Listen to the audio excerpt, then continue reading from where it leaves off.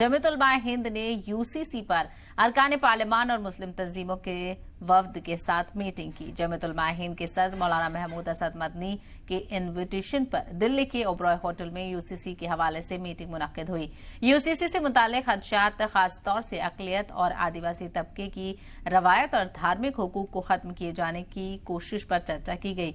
इस मौके पर जमीयत उलमा हिंद के सदर मौलाना महमूद असद मदनी ने कहा कि यूसीसी मुल्क को नुकसान पहुंचाएगा। यूसीसी अगर नाफिज होता है तो इससे मुल्क को नुकसान होगा और किन किन तबकों को नुकसान होगा, इसको लेकर भी चर्चा की गई। इसी को लेकर मजीद जानकारी हासिल करेंगे। हमारे नुमाइंदे सैयद मुबशिर इस वक्त हमारे साथ जुड़ गए हैं। मुबशिर, मीटिंग को लेकर क्या कुछ जानकारी मिल रही है, क्या क्या अहम तजवीज पर बातचीत हुई है?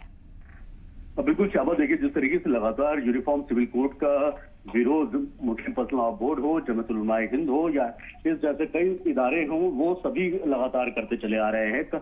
आज जिस तरीके से जमीयत उलमा हिंद के सदर मौलाना असद मदनी ने कई लोगों से मुलाकात की और कल मुस्लिम पर्सनल लॉ बोर्ड की, आपको बता दें कि कल मुस्लिम पर्सनल लॉ बोर्ड की अहम बैठक है और उसमें भी अलग अलग जो है कमेटी से लोग रहेंगे इसमें। और साथ ही साथ जिस तरीके से आज मीटिंग की गई उस पर यह जोर दिया गया है कि किस तरीके से यूनिफॉर्म सिविल कोड जो लागू करने की कवायद सरकार कर रही है उसको उसकी मुखालफत किस तरीके से की जाए। जी